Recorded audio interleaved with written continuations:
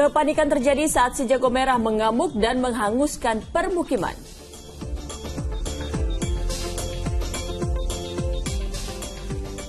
Sejumlah pengendara motor nekat melawan arah untuk menghindari tilang manual yang dilakukan petugas di kawasan Daan Mogot, Jakarta.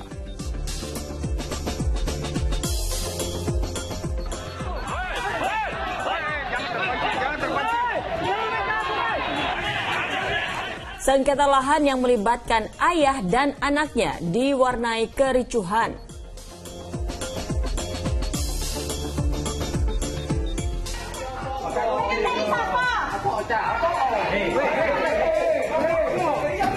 Keributan antar warga terjadi setelah kamera pengawas merekam aksi seorang wanita melempar air kencing ke rumah tetangganya.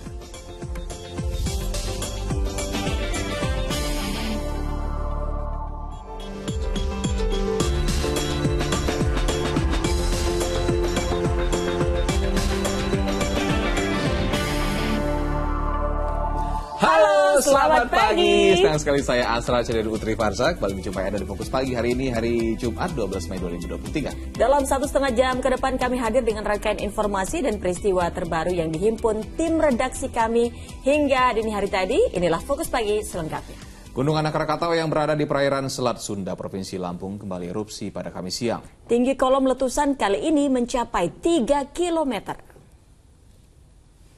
Situasi pantauan Gunung Anak Krakatau di Desa Hargo Pancur, Kecamatan Raja Basa, Lampung Selatan, mencatat erupsi pada Kamis siang telah terjadi 2 kali.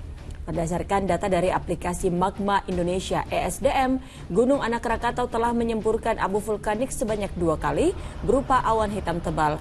Kolom abu teramati diwarnai kelabu dengan intensitas tebal ke arah barat daya. Erupsi ini terekam seismograf dengan amplitudo maksimum 7 mm dan durasi 143 detik. Meski aktivitas meningkat, Gunung Anak Krakatau masih berstatus siaga atau level 3.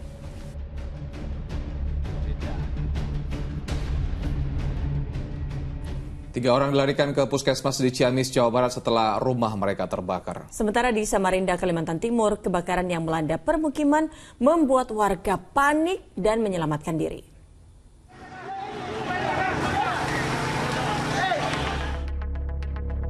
Inilah kepanikan warga di Jalan Gelatik Blok B, Termindung, Permai, Samarinda, Kalimantan Timur, Kamis siang ketika kebakaran melanda permukiman tersebut. Material rumah yang terbuat dari kayu membuat api dengan cepat membesar dan meluas, lalu menghanguskan 9 pintu rumah bangsal dan 6 rumah tunggal. Kebakaran bermula dari munculnya percikan api di alat pencatat meteran listrik salah satu rumah warga. Masih Pak, kebakaran ini kan ada kan kilometernya kan. Oh, kilometer. Lain bukannya. Diketik, mau diketik lampu mati. Itu lagi di situ. Bilang ke menekannya bapaknya, api, tolong, Bi. Bukangi saudaranya nih, tolong, baru api, keluar. Langsung gede api, Bu ya? Langsung meledak semua. Tidak ada korban jiwa dalam peristiwa itu, namun penyebab kebakaran masih dalam penyelidikan polisi. Di dalam rumah kayu semua rata-rata yang terbakar 6 rumah tunggal, 2 rumah bangsalan dengan 9 pintu. Informasi awalnya api dari mana? Informasi awal masih dalam penyelidikan, cuman tadi ada informasi dari masyarakat itu dari korslet listrik. Kebakaran juga terjadi di Cibadak, Kabupaten Ciamis, Jawa Barat.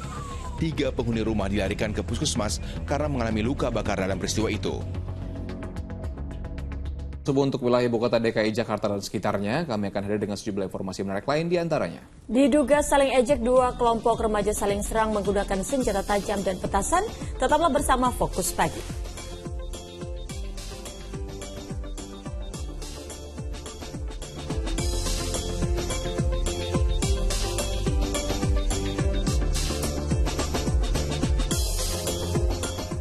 Ibadah sholat subuh untuk Anda warga ibu kota DKI Jakarta dan sekitarnya. Kini kita lanjutkan kembali informasi di Fokus Pagi hari ini. Pemirsa, diduga korsleting listrik sebuah rumah di kawasan padat penduduk di Surabaya, Jawa Timur terbakar. Sementara di Indramayu, Jawa Barat, api menghanguskan 2 rumah yang sekaligus dijadikan warung serta tempat usaha pom bensin eceran.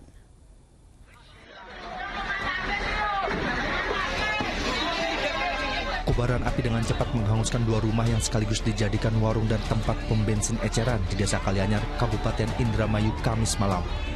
Banyaknya material yang mudah terbakar membuat api cepat membesar.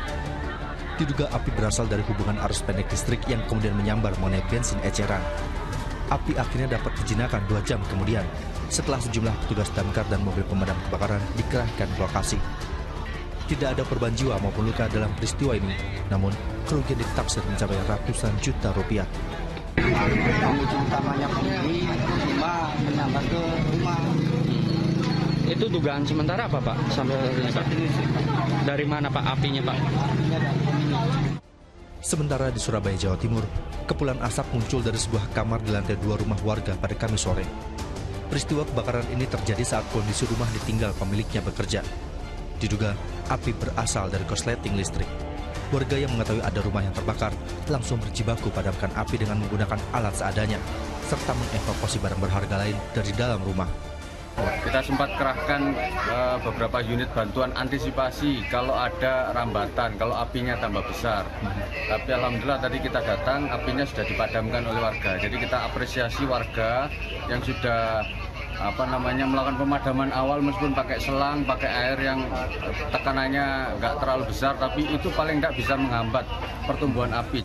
Beruntung, tidak ada korban dalam peristiwa ini, dan api yang membakar rumah 2 lantai tersebut tak sempat menjalar ke bangunan lain. Tim Liputan melaporkan. Terjebak kepulan asap akibat kebakaran di Tanjung Duren, Jakarta Barat, pekerja panik dan melompat dari lantai 3. Akibatnya 2 pekerja terluka dan dilarikan ke rumah sakit. Kepulan asap terus keluar dari ventilasi udara sebuah ruko 3 lantai yang dijadikan tempat karaoke di kawasan sentra bisnis Tanjung Duren, Jakarta Barat pada Jumat dini hari. Kejadian ini membuat beberapa pekerja yang akan merenovasi tempat karaoke terjebak oleh kepulan asap yang memenuhi seluruh ruangan. Para pekerja yang panik menyelamatkan diri dengan cara memecahkan kaca jendela dan melompat dari lantai 3. Akibatnya, 2 pekerja mengalami luka dan dilarikan ke rumah sakit Sumber Waras untuk mendapatkan penanganan medis. Ada teriakan, saya di bawah sini, saya nggak tahu kalau keluar kan panik. Berarti itu teriakan dari jatuh di situ. Teriakan dari karyawan apa gimana Bang? Dari teman-teman saya di atas. Teman-teman Abang yang kerja di gedung ini, ruko ini? Yang tadi pagi datang, besoknya baru mulai. Oh gitu. Ada korban Bang tapi Bang? Ya, yang korban cuma satu hanya berdarah ini aja, cuman udah dibawa ke rumah sakit yang belum ketolong itu, yang 2 itu. Oh berarti dia memang menyelamatkan diri Bang yang keluar ya? Kan panik, banyak asap di jalan. Sementara itu, petugas damkar berupaya mencari titik api yang berada di dalam gedung. Belum diketahui penyebab kebakaran karena masih dalam penyelidikan Polsek Tanjung Duren. Api akhirnya berhasil dipadamkan 1 jam kemudian oleh petugas Gulkarmat Sektor Tanjung Duren. Muhammad Nur melaporkan dari Jakarta. Di informasi lain, pemirsa, polisi kembali menggelar razia dan memberlakukan tilang manual kepada pengendara yang nekat melintas di jalur busway di Jalan Daan Mogot. Ya, tak sedikit pengendara roda 2 yang melihat keberadaan petugas nekat berputar arah demi menghindari razia.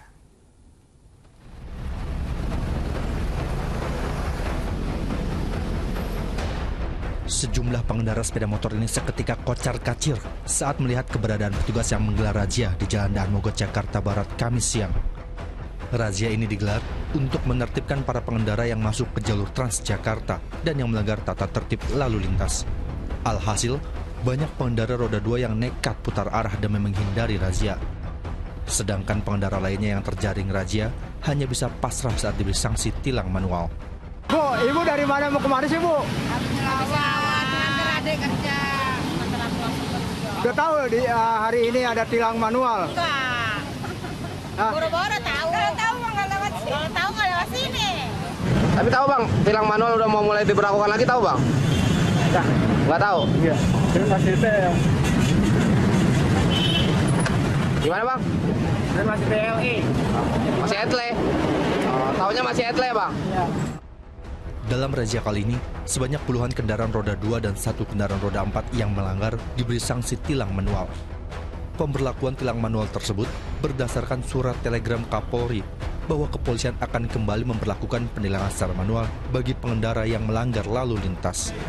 Abdul Haris melaporkan dari Jakarta. Diduga berkendara dalam keadaan mengantuk, seorang pengendara motor menabrak tiang lampu penerangan jalan di Sawah Besar, Jakarta Pusat. Akibatnya pengendara motor tewas di lokasi kejadian. Petugas mengevakuasi jenazah pengendara sepeda motor yang mengalami kecelakaan di Jalan Gunung Sahari Raya, Sawah Besar, Jakarta Pusat, Kamis siang. Korban, warga Kedoyan Selatan, Jakarta Barat, tewas setelah menabrak tiang lampu penerangan jalan umum. Peristiwa bermula saat pria setengah baya itu berkendara dengan kecepatan tinggi dari arah Senen menuju Ancol. Ketika melintas lokasi kejadian, sepeda motor korban tiba-tiba oleng dan langsung menghantam tiang. Diduga saat itu korban tengah dalam kondisi mengantuk sehingga kehilangan kendali kendaraannya. Dia ngantuk, kenceng dia. Kenceng. Terus tabrak apaan bang? Kayaknya sih tiang lampu. Mantap tiang itu dia. Terus dia sendiri atau berdua bang? Sendiri dia. Sendiri. Laki atau perempuan bang? Laki-laki. Pesawat jet Hawker tergelincir di Bandara Maleo, Morowali, Sulawesi Tengah, Kamis petang. Seluruh penumpang pesawat yang bertolak dari Bandara Halim Perdana Kusuma, Jakarta tersebut selamat. Pesawat jet pribadi berjenis Hawker ini tergelincir sesaat setelah mendarat di landasan pacu Bandara Maleo di Desa Ombele, Kecamatan Bumi Raya, Kabupaten Morowali, sekitar pukul 3 petang waktu Indonesia Tengah. Pesawat terus meluncur keluar landasan pacu dan menabrak pembatas bandara. Petugas bandara langsung mengevakuasi seluruh penumpang dan kru pesawat karena pesawat telah mengeluarkan asap. 4 penumpang pesawat seluruhnya warga negara asing dan 4 kru pesawat selamat. 4 orang penumpang langsung dibawa ke perusahaan BNI, sedangkan untuk 4 awak pesawat dilakukan observasi di Puskesmas Bumi Raya, observasi terkait dengan mungkin benturan gitu ya, keadaan mental ya, trauma mental. Hingga Kamis malam, posisi badan pesawat masih berada di luar bandara. Upaya evakuasi pesawat masih menunggu datangnya alat berat untuk bisa memindahkan pesawat kembali ke bandara. Samsudin Tobone melaporkan dari Morowali, Sulawesi Tengah. 2 kelompok remaja terlibat aksi tawuran di permukiman warga di Cipayung, Jakarta Timur. Saling ejek diduga jadi pemicu tawuran terjadi. Tawuran depan TPU. Tawuran. 2 kelompok remaja saling serang di Jalan Pondok Rangon Raya, Cipayung, Jakarta Timur. Para remaja menggunakan benda tumpul seperti batu dan batang kayu. Bahkan senjata tajam digunakan untuk tawuran. Petasan juga ditembakkan hingga suasana semakin memanas. Tawuran diduga terjadi karena saling ejek. Warga mengaku resah dan takut menjadi korban salah sasaran. Bahkan sejumlah pengendara juga tak berani melintas.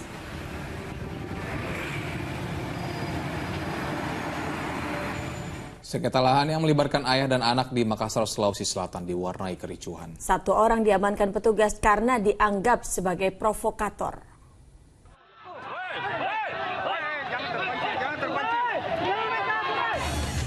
Kericuhan terjadi saat eksekusi lahan dan bangunan ruko di Jalan Andi Jemah, Kecamatan Rapocini, Makassar, Kamis siang. Eksekusi ini merupakan tindak lanjut dari sengketa lahan dalam kasus ayah gugat anaknya. Nampak ada masa dari salah satu pihak yang bersengketa berusaha menghalangi pembacaan eksekusi hasil putusan Pengadilan Negeri Makassar. Kedua pihak pun terlibat aksi saling dorong.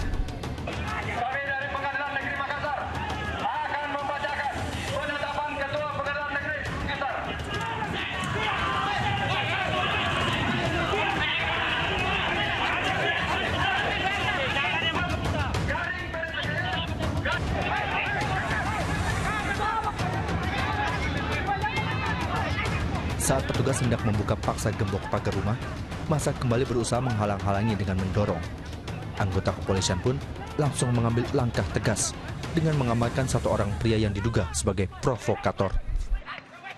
Dari pihak anaknya mungkin masih ada yang belum puas, juga ada dari keluarganya sendiri yang tidak setuju dan melarang pelaksanaan eksekusi. Lalu kita kasih pengertian dan juga sudah mengerti dan sudah dilaksanakan eksekusi. Setelah dilakukan upaya paksa dan diberikan pengertian pada pihak tergugat, proses pengosongan rumah sengketa pun akhirnya dapat dilakukan. Raisa Habu melaporkan dari Makassar, Sulawesi Selatan. Hujan deras disertai angin kencang memporak-porandakan puluhan rumah warga di Purworejo, Jawa Tengah. Sementara di Kabupaten Gunung Kidul, Yogyakarta, belasan rumah serta bangunan sekolah rusak di bagian atap setelah diterjang angin kencang. Atap bangunan PAUD di Padukuhan Grogol 3 Kabupaten Gunung Kidul rusak setelah hujan deras disertai angin kencang menerjang wilayah ini. Angin kencang juga turut merusak sebuah warung dan 19 rumah warga. Puluhan petugas dan relawan turun ke lokasi untuk membantu warga melakukan pembersihan dan mengevakuasi pohon tumbang. Sementara di Purworejo, Jawa Tengah, puluhan rumah warga di Desa Keduran porak-poranda setelah dilanda hujan deras disertai angin kencang Kamis sore. Awalnya desa tertutup dengan awan mendung dan hujan gerimis. Tak berselang lama, hujan deras disertai angin kencang menerjang dan merusak rumah warga. Rencananya warga dibantu petugas TNI, Polri, dan BPBD akan melakukan gotong royong memperbaiki rumah yang rusak.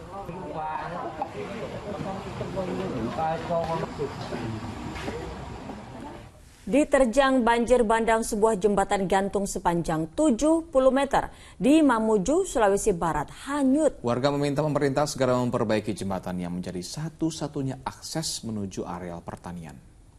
Foto mami itu Rangga Bajai. Derasnya arus sungai yang sedang banjir membuat satu demi satu bagian jembatan gantung di Desa Kalumpang, Kabupaten Mamuju Tengah ini runtuh. Dihantam arus, satu persatu potongan bagian lantai jembatan hanyut dan sejumlah tali penyangga jembatan putus. Tak berselang lama, hanya sebagian kecil badan jembatan yang tersisa.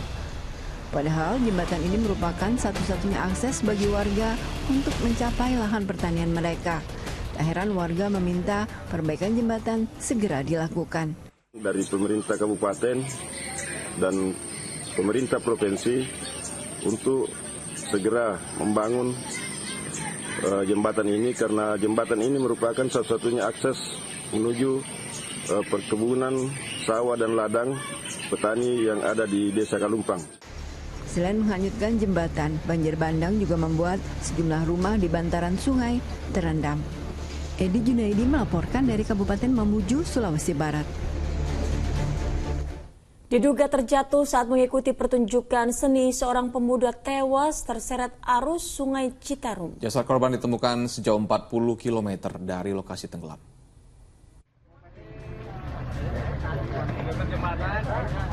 Setelah dilakukan pencarian selama sepekan, tim gabungan berhasil menemukan jasad seorang pemuda.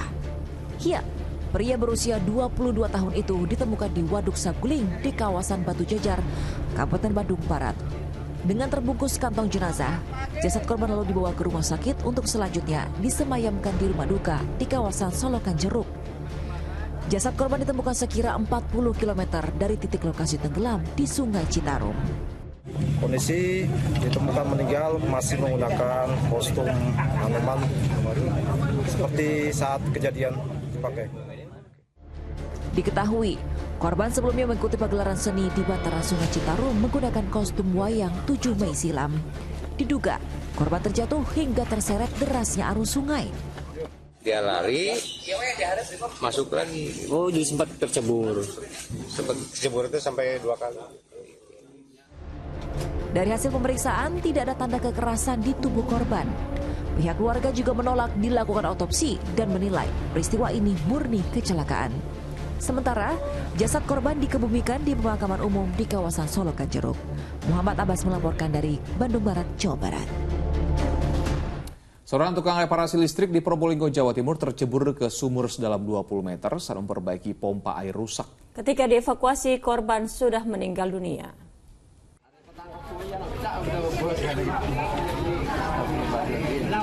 Sejumlah warga desa Satrean, Probolinggo Kamis siang mengevakuasi jasad tukang reparasi listrik dari sumur sedalam 20 meter dengan tali. Setelah berjibaku cukup lama, jasad korban berusia 60 tahun itu akhirnya bisa diangkat. Insiden itu bermula Kamis pagi saat korban akan memperbaiki mesin pompa air milik warga yang berada di dalam sumur.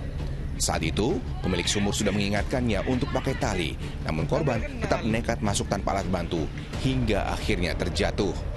Mungkin di situ terlalu lama menghirup karbon dioksida gas yang ada di dalam sumur karena oksigennya mungkin sudah kedekar dalaman sekitar 20 meter terlalu dalam sehingga gas oksigen kehabisan di situ.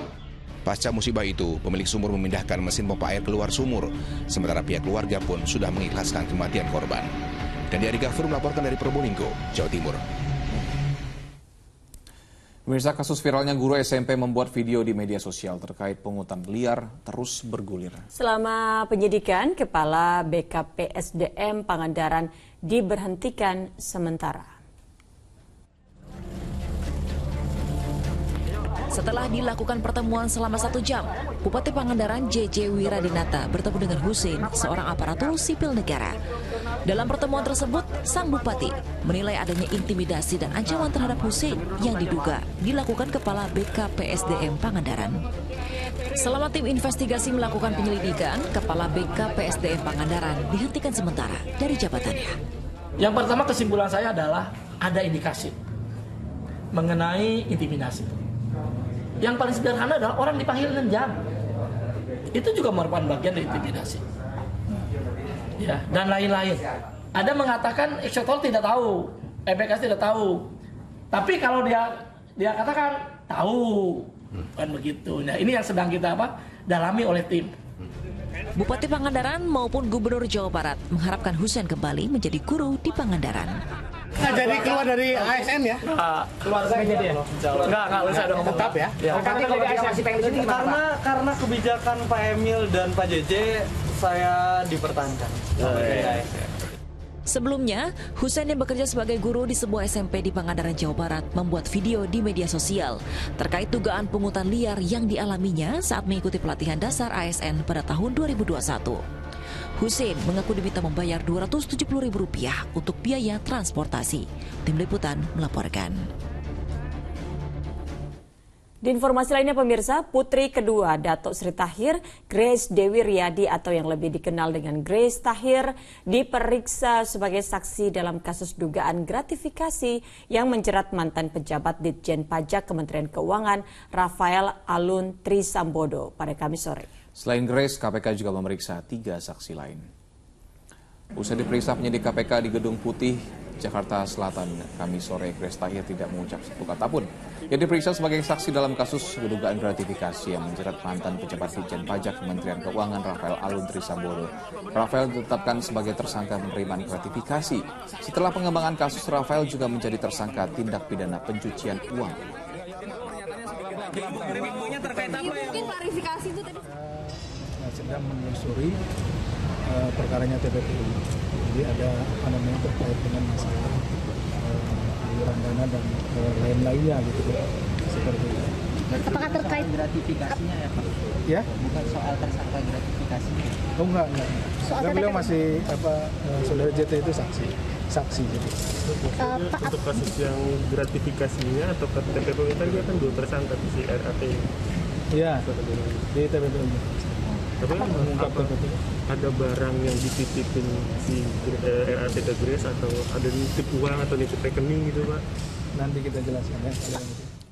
Sementara itu, Menko Polhukam Mahfud MD memastikan Satgas Tindak Pidana Pencucian Uang pengusutan dugaan transaksi mencurigakan Rp349 triliun terus bekerja dan telah memasuki tahap klasifikasi surat yang dikeluarkan oleh PPATK. Dari total 300 surat, ada sejumlah surat yang sudah dianggap selesai dan sejumlah surat lainnya harus ditindaklanjuti baik ke Bea Cukai, Dirjen Pajak hingga KPK. PPPU sekarang terus bekerja. Kemarin tim baik dari pengarah maupun pelaksana maupun tim ahli sudah rapat di kantor PPATK dan sudah sampai pada tahap klasifikasi data atau surat yang dikeluarkan oleh PPATK, yaitu 300 surat. Ada yang sekian sudah bisa dianggap selesai, ada yang harus ditindaklanjuti, tindak lanjutnya ada yang langsung ke Bea Cukai, ada yang ke Dirjen Pajak, dan ada yang ke KPK. Bank Syariah Indonesia atau BSI memastikan jika pihaknya mengalami serangan cyber atau hacker yang membuat berbagai sistem pelayanan mengalami gangguan selama 2 hari terakhir. Namun pihak BSI memastikan jika serangan dapat diatasi, termasuk normalnya pelayanan, uang serta data milik nasabah. Berbagai pelayanan BSI mengalami gangguan pelayanan sejak hari Selasa. Pihak BSI memastikan gangguan tersebut merupakan ulah serangan siber atau hacker yang mencoba masuk ke dalam sistem perbankan sehingga membuat BSI langsung mematikan berbagai layanan. Di antaranya transaksi keuangan melalui ATM hingga mobile banking. Setelah dilakukan pembersihan, pelayanan sejak Kamis siang sudah berlangsung normal. Apa yang dilakukan BSI kemarin memang dalam transisi juga perbaikan sistem daripada tentu IT-nya. Tetapi juga ada serangan, ya saya bukan ahlinya, disebutin 3 point apalah itu, ya, sehingga mereka down hampir 1 hari kalau tidak salah. Tetapi saya tahu, ya, saya pantau Pak Dirut ada di sana dengan timnya, dan terbukti kemarin pagi kalau tidak salah, atau kemarin sore atau pagi, itu sistem ATM-nya sudah mulai jalan. Sejumlah partai mendaftarkan bakal calon legislatifnya ke KPU RI. Seperti Partai Nasdem dan PDI Perjuangan hingga Partai Umat yang sama-sama mendaftarkan 580 kursi bakal calon legislatif DPR. Dari jumlah itu, PDI Perjuangan menyertakan 14 nama besar yang merupakan selebritas dan juga seniman.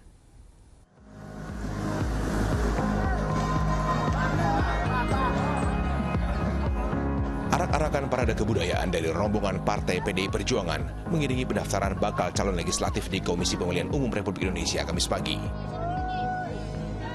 PDI Perjuangan mendaftarkan 580 bakal calon legislatif untuk pemilu 2024.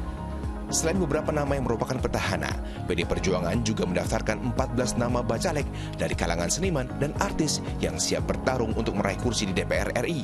Selain figur incumbent seperti Rano Karno, Rika Diah Pitaloka, Krisdayanti, Herve Maleholo, itu Yuniko Sihaan juga bergabung, Once Mekel, Marcel Sihaan, Taufik Hidayat Ujo, Denny Cagur, Tamara Geraldine, Sari Kuswoyo, mengingat Kus Plus itu kan spirit nasionalisme, patriotismenya luar biasa. Lita Sen, Andre Hanusa, Luki Perdana. Sementara itu, Partai Nasdem juga mendaftarkan 580 kursi bacalek untuk DPR, 2.372 kursi untuk DPRD Provinsi, dan 17.510 kursi untuk kabupaten kota. Berbeda dari PDI Perjuangan, Nasdem hanya mengandalkan 3 nama artis petahana, yaitu Reza Artamevia, Coki Sitohang, dan Anissa Bahar. Walau begitu, Ketum Partai Nasdem Surya Paloh optimistis 100 kursi mampu diraih di DPR RI. Ketua Bapilu menyatakan tadi mentargetkan 100 kursi. Saya bisa menyatakan insya Allah itu hal yang memang wajar menjadi target kita. Tidak hanya PDI Perjuangan dan Partai Nasdem, Kamis sore Partai Umat juga menyetorkan 580 nama bakal calegnya untuk 84 daerah pemilihan ke KPU RI. Perdana ikut pemilu serentak, Partai Umat menargetkan bisa meraih 11% suara nasional pada pemilu 2024 mendatang. Tim Liputan melaporkan.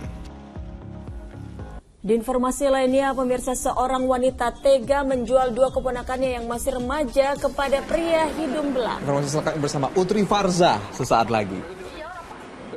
Turun, banyak turun.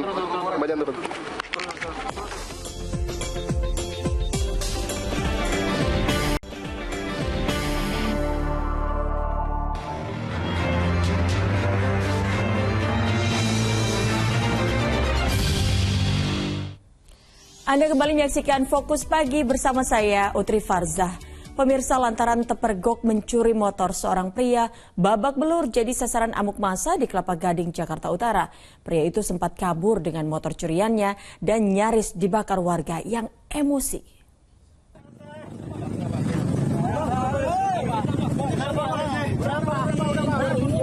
Seorang pria babak belur jadi sasaran amukan massa di Jalan Pegangsaan 2, Kelapa Gading, Jakarta Utara.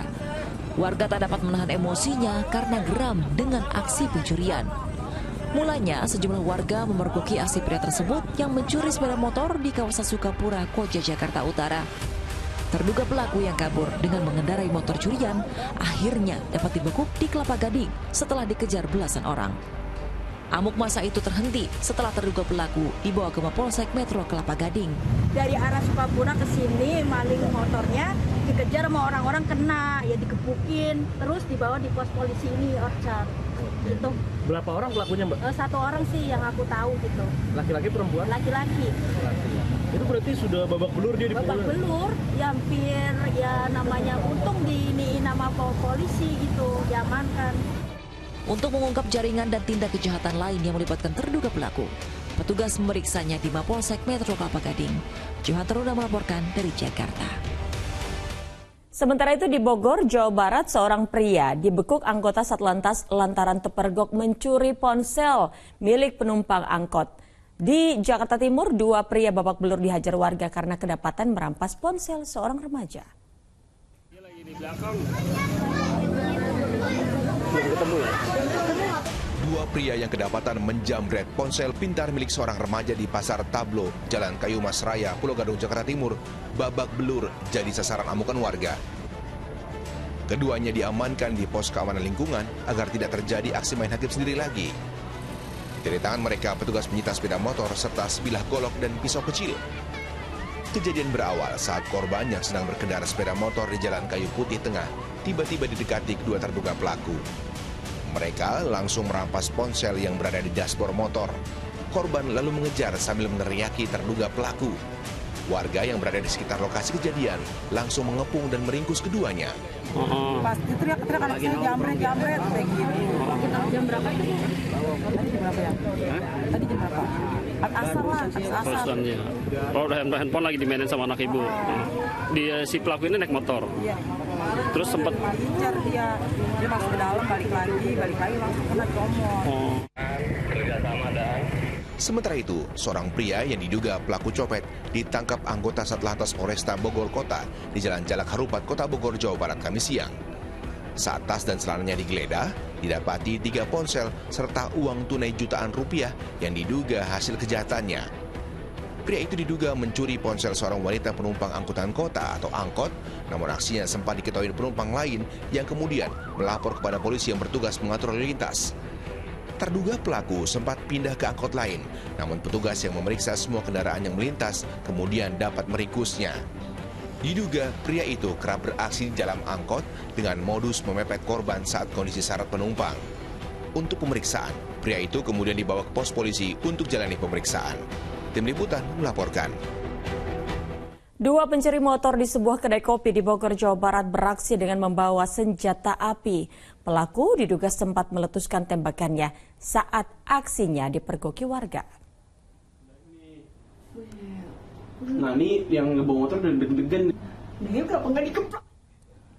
Dari rekaman CCTV, 2 pelaku bersenjata api berusaha mencuri motor di sebuah kedai kopi di Kecamatan Cilengsi, Bogor, Jawa Barat. Saat aksinya terpergok, salah satu pelaku diduga sempat melepaskan tembakannya ke arah warga yang berusaha mengejar.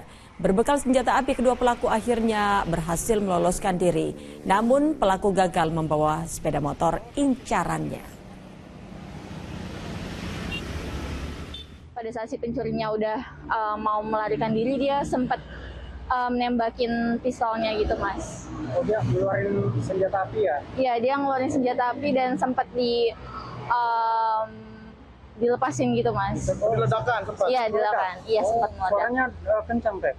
Lumayan kencang, Mas.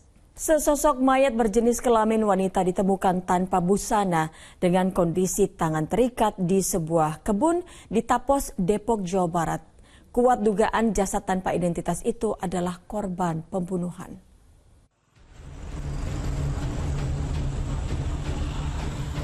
Warga di kawasan Tapos, Depok digegerkan dengan penemuan mayat wanita tanpa busana di sebuah kebun. Pihak polisian yang mendapat laporan langsung mengamankan lokasi dengan memasang garis polisi di area masuk kebun. Mayat tanpa identitas itu tergeletak sudah membusuk di dalam kebun. Korban ditemukan oleh warga yang tengah mencari rumput tertutup dedaunan dan batang pisang. Saat diperiksa, kondisi korban sangat mengenaskan dengan sejumlah luka di tubuhnya. Petugas juga tak menemukan pakaian maupun alat yang digunakan untuk menghabisi nyawa korban. Kemungkinan mayat tersebut dibuang sekitar 5 atau sampai seminggu ya, 5 hari sampai seminggu di situ dalam posisi tanpa busana. ciri-ciri dan perkiraan usianya itu seperti itu gimana Bang? Mayat wanita usia sekitar 25-30 lah ya. Kondisi badan masih bagus ya, tidak ada tanda-tanda khusus seperti tabrak atau apa masih. Nanti kita setelah ini baru kita bisa pastikan. Jenazah korban kemudian dibawa ke Rumah Sakit Polri Kramat Jati untuk diotopsi. Hasil otopsi nantinya akan menunjukkan penyebab kematian korban. Petugas juga akan memeriksa laporan orang hilang. Nahyudi melaporkan dari Depok, Jawa Barat. Sementara itu, petugas kepolisian sektor Tambora telah menyimpulkan penyebab kematian Kepala Cabang Jasa Ekspedisi yang ditemukan tewas di kantornya, Jalan Tanah Sereal, Tambora, Jakarta Barat. Dugaan pemicu tewasnya korban adalah utang dan masalah keluarga.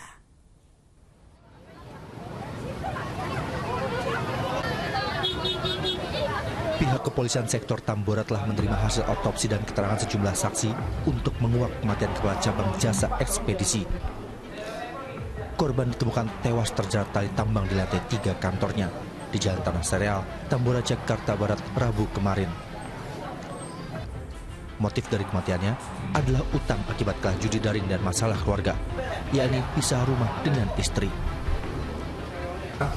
Sebelum melakukan tindakan bunuh diri ini, korban sempat berkomunikasi terlebih dahulu dengan istrinya, menyampaikan yang akan ia lakukan dan menitip anak-anak. Korban ini memiliki 2 orang anak laki-laki, yang pertama umur 6 tahun, yang kedua umur 1 tahun. Berdasarkan hasil penyelidikan awal, motif dari korban ini bunuh diri diduga karena masalah hutang piutang dan masalah keluarga. Jadi sudah pisah rumah antara korban dengan istrinya. Sebelumnya, Kepala Cabang Jasa Ekspedisi ditemukan tewas mengenaskan di lantai 3 kantornya di Tambora dengan kondisi leher terjerat tali tambang di balik pintu.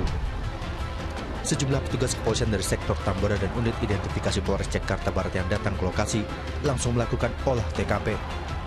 Jenazah korban dibawa ke RSCM Jakarta. Abdul Haris melaporkan dari Jakarta.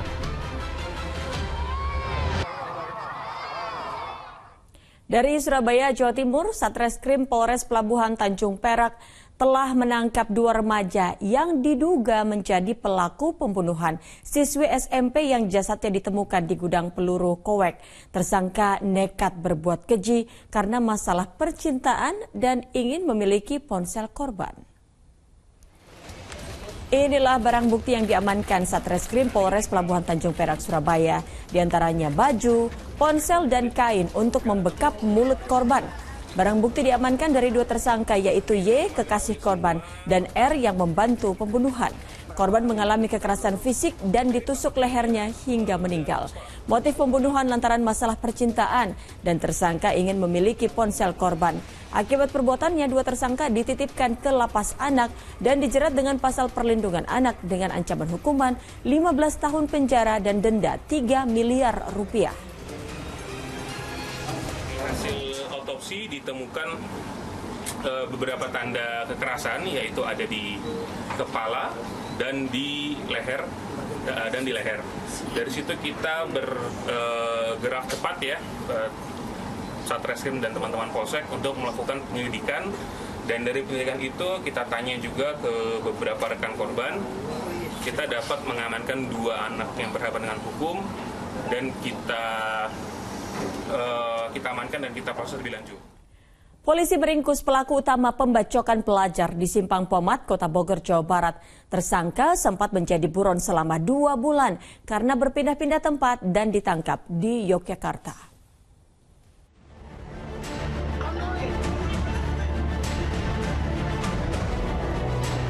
Aparat Reskrim Polresta Bogor Kota Kamis malam menggelandang ASR, tersangka utama pembacokan pelajar di Simpang Pomat, Kota Bogor 10 Maret silam.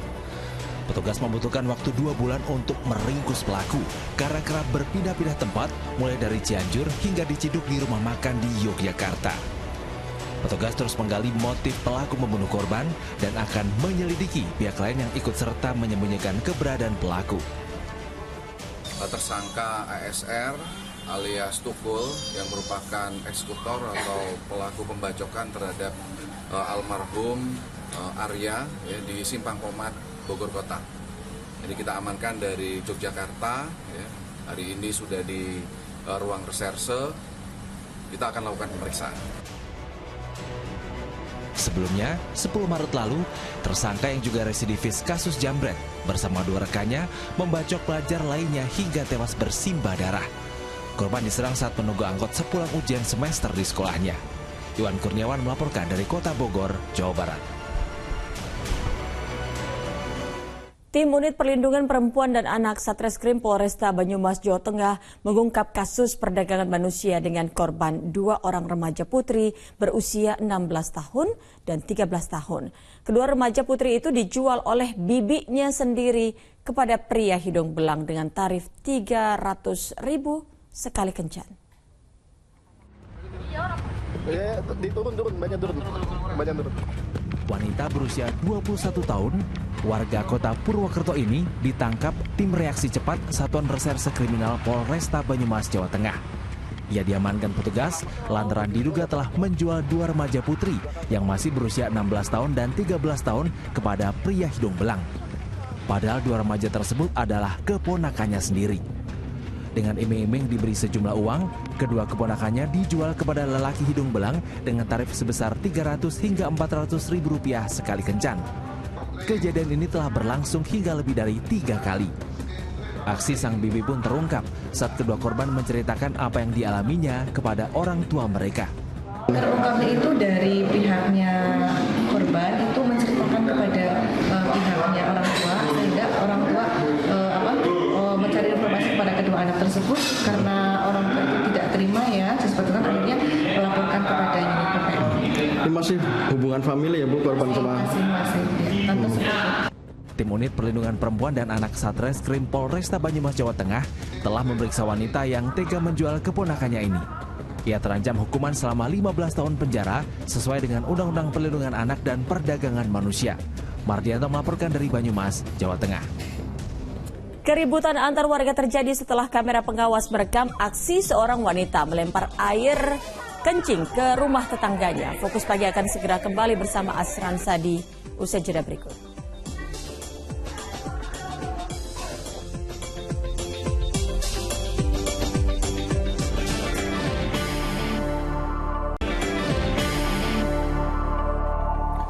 Pemirsa, tabrakan terjadi antara motor dan mobil di Kabupaten Sambas, Kalimantan Barat. Pengendara motor tewas di lokasi kejadian, sementara pengendara mobil jalani pemeriksaan.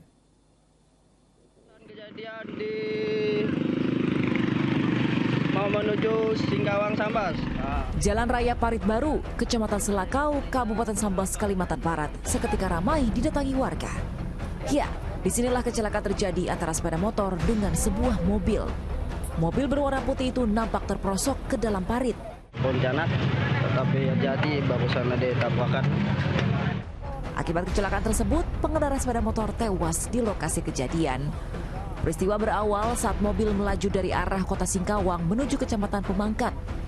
Motor yang melaju dari arah berlawanan tiba-tiba oleng hingga tabrakan pun tak terhindarkan. Terdapat pengendara motor fiction dari arah Pemangkat menuju Singkawang yang oleng dan memasuki jalur sebelah kanan atau lawan arah. Yang mana kemudian dari lawan arah mobil Pajero Sport berwarna putih tidak dapat lagi menghindari tabrakan dan menabrak pengendara motor fiction tersebut. Korban tewas bernama Jailani langsung dievakuasi ke rumah sakit, sementara sang pengendara mobil tengah menjalani pemeriksaan. Dede Iskandar melaporkan dari Sambas, Kalimantan Barat. Setelah diberitakan luas, uang lebih dari 15 juta rupiah yang rusak akibat terlalu lama disimpan di kolong tempat tidur akhirnya bisa ditukar uang baru. Pemiliknya, seorang warga Kabupaten Pekalongan, Jawa Tengah, kini bisa tersenyum lega setelah sebelumnya ditolak saat mencoba menukar uangnya di bank pemerintah.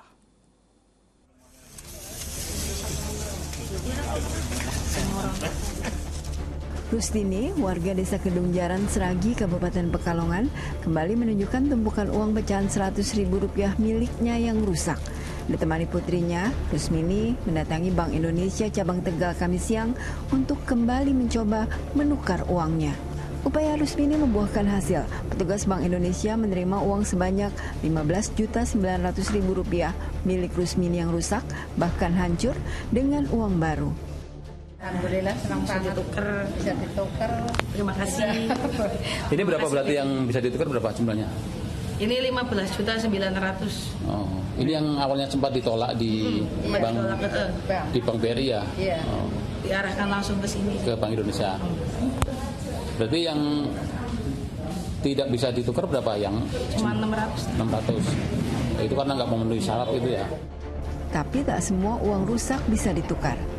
Penukaran uang rupiah, fisik uang rupiah yang lebih besar dari 2/3 ukuran aslinya, dan ciri uang rupiah dapat dikenali keasliannya, dapat diberikan penggantian sama dengan nilai. Sebelumnya, Rustini terkejut saat mendapati sebagian uang simpanan yang diletakkan di kolong tempat tidurnya sejak tahun 2019 silam rusak. Upayanya menukar uang rusak tersebut dengan uang baru sempat ditolak sebuah bank pemerintah. Pihak Bank Indonesia mengimbau masyarakat untuk menyimpan uang di bank agar lebih aman dan terhindar dari resiko uang rusak. Kuncoro Wijayanto melaporkan dari Tegal, Jawa Tengah. Rumah milik seorang warga di Sidoarjo diduga kerap disiram air seni oleh tetangganya. Keributan tersebut telah terjadi selama 5 tahun.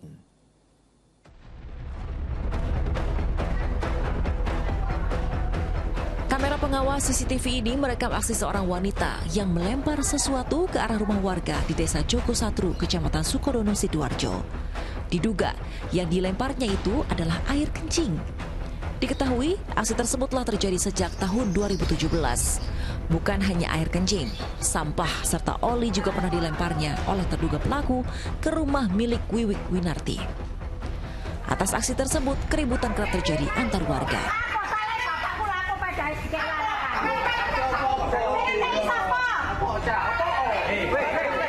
Kuat dugaan, aksi tak terpuji itu dipicu kekecewaan lantaran rumah tersebut adalah milik adik terduga pelaku dari warisan orang tuanya yang dibeli korban. Janjinya sudah nggak mau mengulangi lagi ini, akhirnya yaitu menanjak tahun 2019 ya. Ya itu, nggak berhenti, perbuatannya tetap seperti itu. Terus? Sekarang tambah nemen. Tak ditemukannya solusi. Korban kemudian melaporkan kejadian tersebut ke Polsek Sukodono. Rekaman kamera pengawas CCTV digunakan sebagai barang bukti. Ari Purwanto melaporkan dari Sidoarjo, Jawa Timur. 52 orang di Kabupaten Ketapang, Kalimantan Barat dilarikan ke rumah sakit karena keracunan makanan di pesta hajatan. Sebagian warga awalnya mengaku mual dan pusing serta yang muntah usai menyantap hidangan.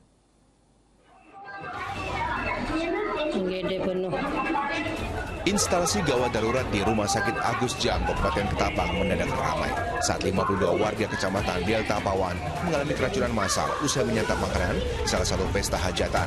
Senin semuanya keracunan, acara pernikahan. Rata-rata warga mengalami gejala yang sama seperti mual, pusing, hingga muntah-muntah. Kepolisian Kamis pagi sudah menyelidiki kasus ini. Sementara sampel makanan masih diselidiki oleh Badan POM.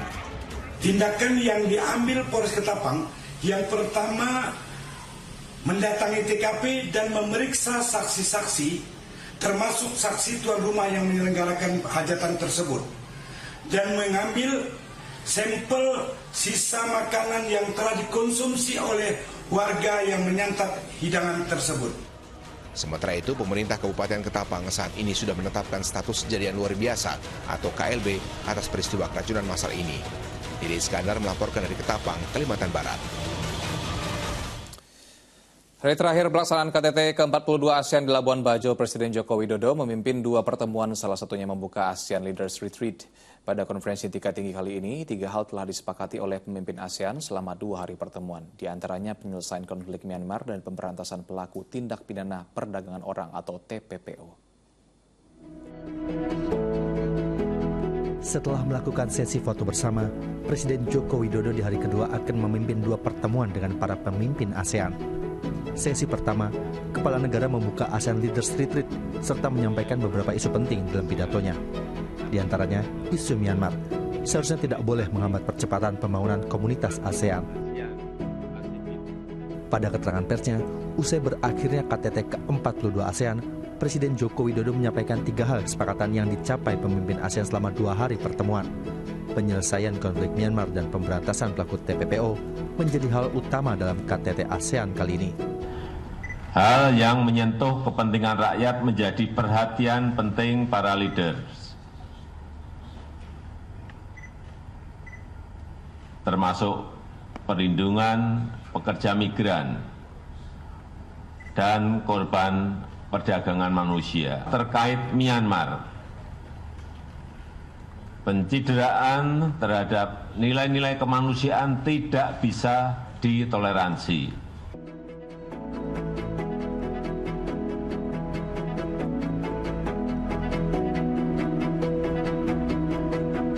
Selepas rangkaian acara sidang pleno dan pertemuan konferensi tingkat tinggi KTT ke-42 ASEAN, Kepala Negara beserta Ibu Iriana mengajak seluruh pemimpin ASEAN beserta pendampingnya menikmati keindahan Nusa Tenggara Timur. Presiden bersama para pemimpin ASEAN berlayar untuk acara melihat matahari terbenam. Semua pemimpin ASEAN beserta pendampingnya tampak menikmati keindahan di Labuan Bajo dan menyampaikan pelaksanaan KTT ASEAN kali ini sangat berbeda. Tim Liputan melaporkan.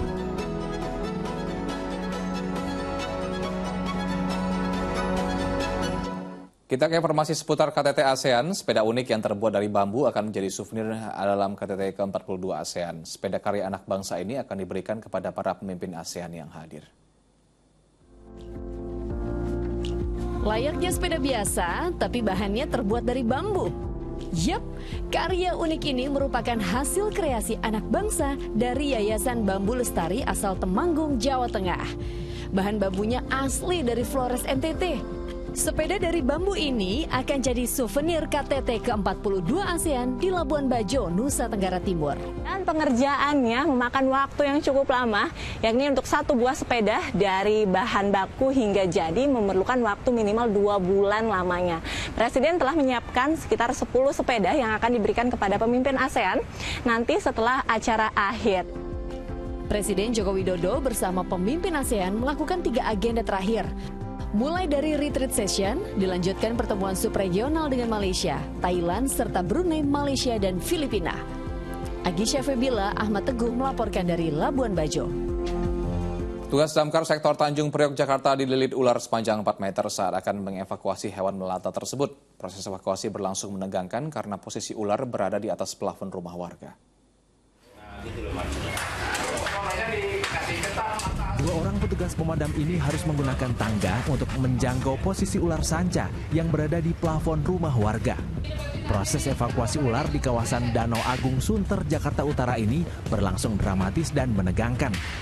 Besarnya ukuran ular sanca yang panjangnya mencapai sekitar 5 meter menyulitkan petugas untuk mengevakuasi.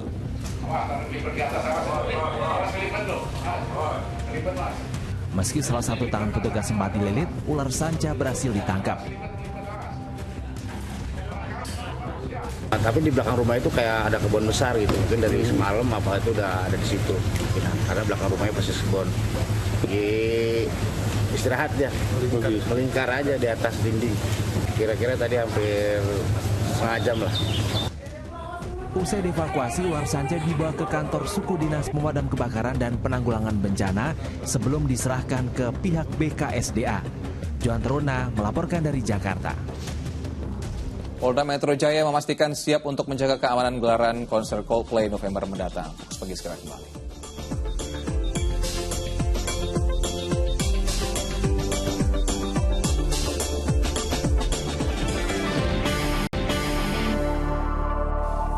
Anda kembali menyaksikan Fokus Pagi bersama saya Utri Farza. Dan saya Asran Syadi. 2 kelompok remaja terlibat aksi tawuran di permukiman warga di Cipayung, Jakarta Timur. Saling ejek diduga jadi pemicu tawuran terjadi. Depan TPU, tawuran. 2 kelompok remaja saling serang di Jalan Pondok Rangon Raya, Cipayung, Jakarta Timur. Para remaja menggunakan benda tumpul seperti batu dan batang kayu. Bahkan senjata tajam juga digunakan untuk tawuran. Petasan juga ditembakkan hingga suasana semakin memanas. Tawuran diduga terjadi karena saling ejek. Warga mengaku resah dan takut menjadi korban salah sasaran. Bahkan sejumlah pengendara juga tak berani melintas.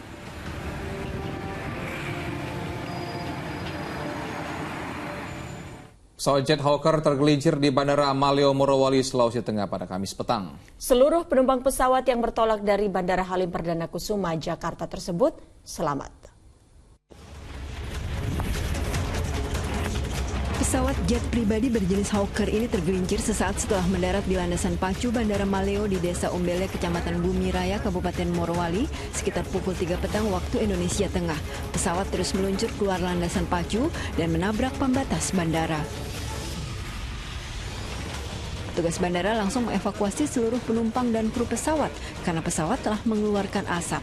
4 penumpang pesawat seluruhnya warga negara asing dan 4 kru pesawat selamat. 4 orang penumpang langsung dibawa ke perusahaan GNI, sedangkan untuk 4 awak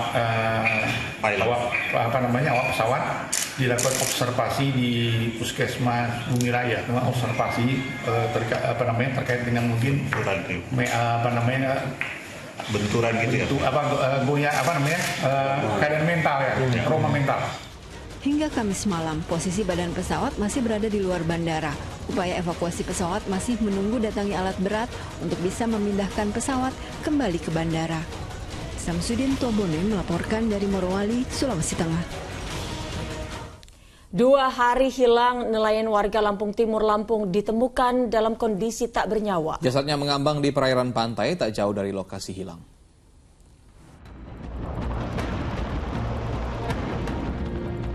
Pada hari kedua pencarian Kamis pagi, tim SAR gabungan melakukan penyisiran di sepanjang pantai di Kecamatan Pasir Sakti, Lampung Selatan menggunakan perahu karet milik Lanal dan Pol Air.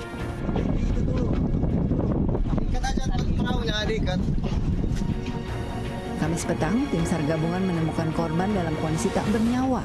Jasadnya mengambang tak jauh dari tempatnya, terjatuh ke lautan.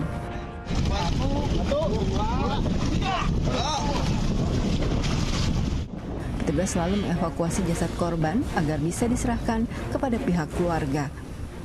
Hasil pencarian atas nama korban Suratno kemarin yang tenggelam pukul 10, alhamdulillah sudah kami temukan hari ini pukul 15.48 sekitar jarak sekitar 2-300 meter dari titik kejadian.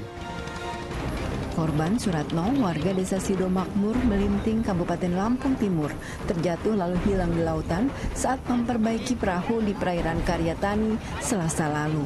Pencarian korban langsung dilakukan, bahkan menggunakan alat deteksi kedalaman dan kekuatan gelombang laut, namun baru membuahkan hasil Kamis petang. Asep Saifullah melaporkan dari Lampung Timur, Lampung.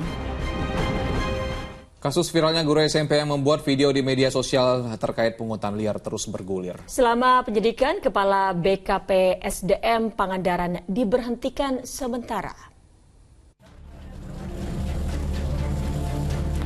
Setelah dilakukan pertemuan selama 1 jam, Bupati Pangandaran JJ Wiradinata bertemu dengan Hussein, seorang aparatur sipil negara.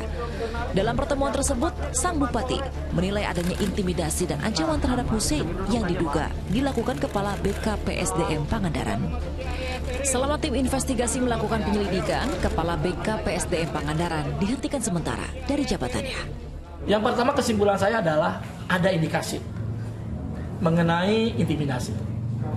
Yang paling sederhana adalah orang dipanggil 6 jam. Itu juga merupakan bagian dari intimidasi.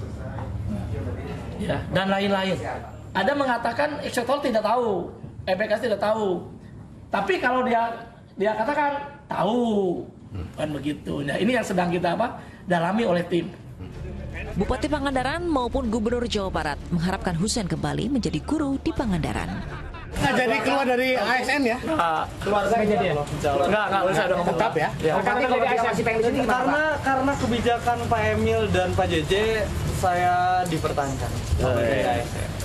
Sebelumnya, Hussein yang bekerja sebagai guru di sebuah SMP di Pangandaran, Jawa Barat membuat video di media sosial terkait dugaan pungutan liar yang dialaminya saat mengikuti pelatihan dasar ASN pada tahun 2021. Hussein mengaku diminta membayar Rp270.000 untuk biaya transportasi. Tim Liputan melaporkan. Polda Metro Jaya memastikan akan menjaga keamanan konser Coldplay yang akan digelar pada November mendatang. Pihak kepolisian sudah berkoordinasi dengan panitia penyelenggara untuk memastikan keamanan dan kelancaran konser Coldplay di Indonesia. Polda Metro Jaya memastikan siap untuk menjaga keamanan gelaran konser Coldplay November mendatang. Polisi memiliki standar operasional prosedur dalam pengamanan konser, mengingat tingginya antusias masyarakat dalam menyambut kehadiran band asal Inggris tersebut. Selain itu, polisi memastikan bahwa kegiatan masyarakat akan tetap berjalan normal meski konser Coldplay berdekatan dengan penyelenggaraan pemilu. Band asal Inggris Coldplay bakal menggelar konser perdananya di Jakarta pada 15 November 2023 dalam kalender Tur Asia. Apa tadi yang tanya? Tentunya dalam proses mekanismenya semua sudah diatur ya.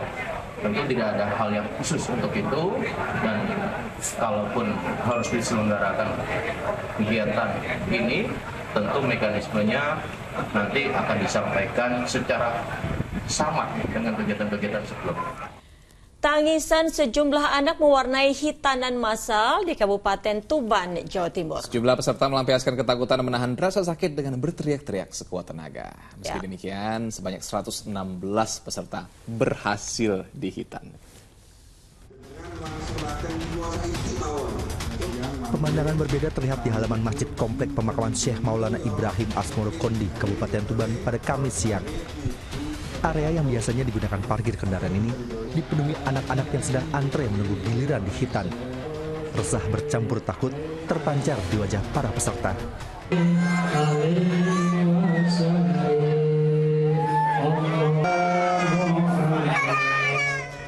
Begitu mendapat giliran, sejumlah peserta sempat menangis ketakutan.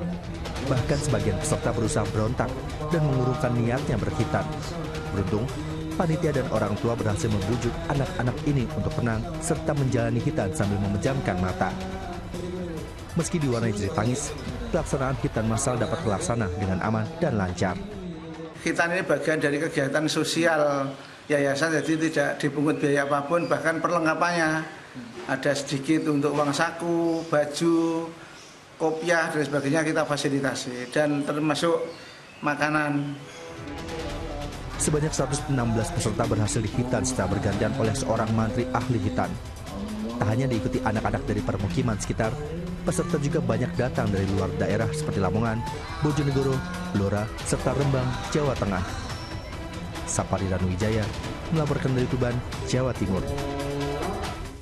Tim bulu tangkis bergu Indonesia harus mengakui keunggulan tim Thailand dalam final cabang bulu tangkis SEA Games Kamboja. Tim Merah Putih menyerah 0-3 dari tim negeri Gajah Putih. Indonesia di cabang bulu tangkis bergu putri harus mengakui keunggulan Thailand yang meraih medali emas usai menang 3-0 atas Indonesia. Komang yang menjadi wakil pertama Merah Putih menyerah 19-21 dan 17-21 atas wakil Thailand Lalin Ratchaiwan. Pada partai kedua, pasangan Ana dan Tiwi juga menyerah 2 set langsung dari pasangan Kitit Tarakul Parayogyai 11-21 dan 15-21.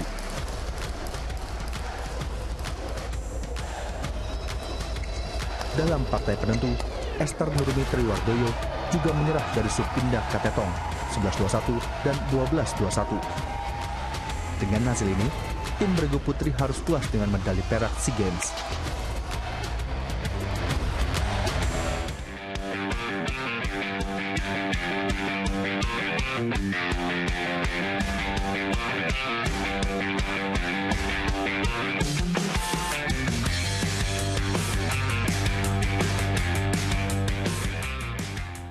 YPP Indonesia RCTV memberikan bantuan alat instalasi isi ulang air minum gratis di 6 lokasi berbeda di wilayah ibu kota Jakarta. Diharapkan keberadaan alat instalasi isi ulang tersebut memudahkan warga mendapatkan air sehat secara gratis dan bisa langsung dikonsumsi.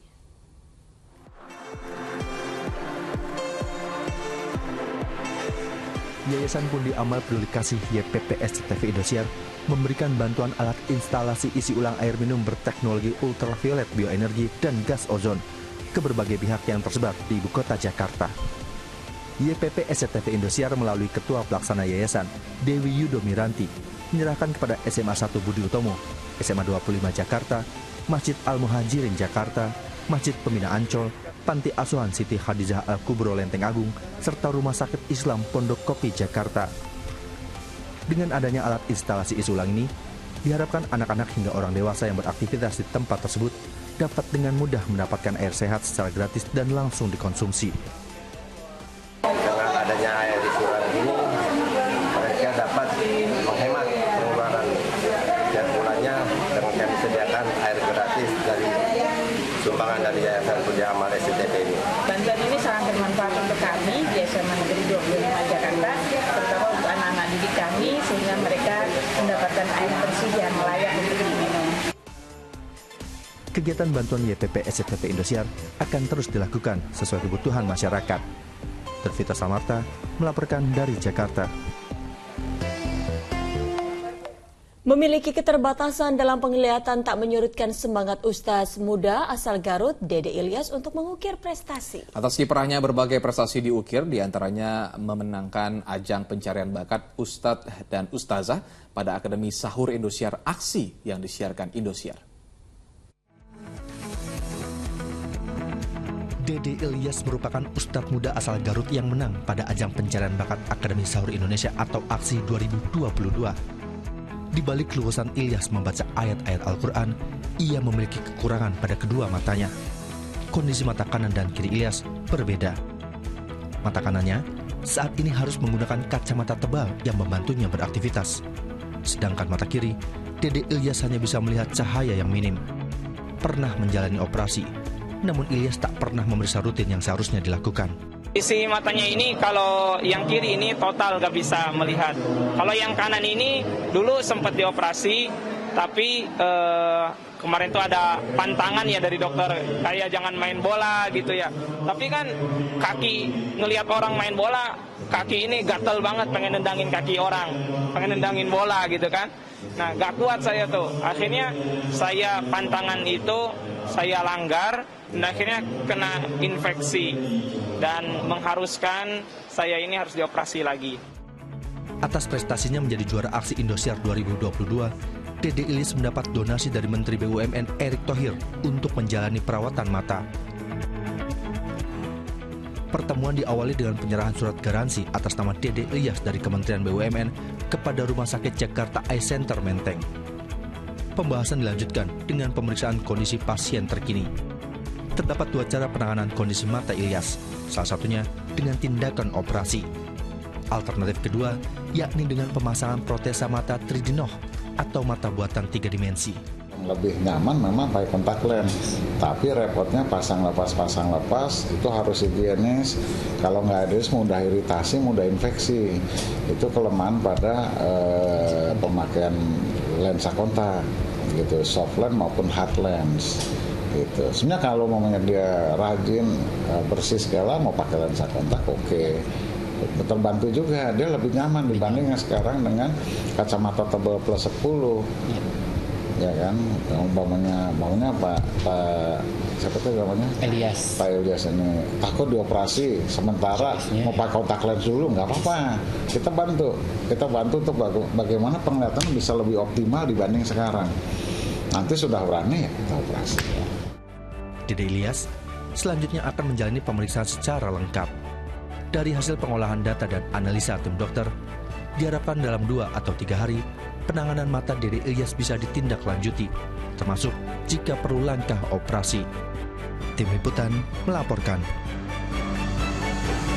Dan pemirsa, laporan tadi menutup kebersamaan kita di Fokus Pagi hari ini. Usai Fokus Pagi, jangan lupa untuk menyaksikan program Mama dan AA Beraksi. Mewakili tim redaksi dan kerabat kerja yang bertugas, saya Utri Farza. Dan saya Astransyah dipamit. Selamat pagi, selamat beraktivitas, dan sampai jumpa.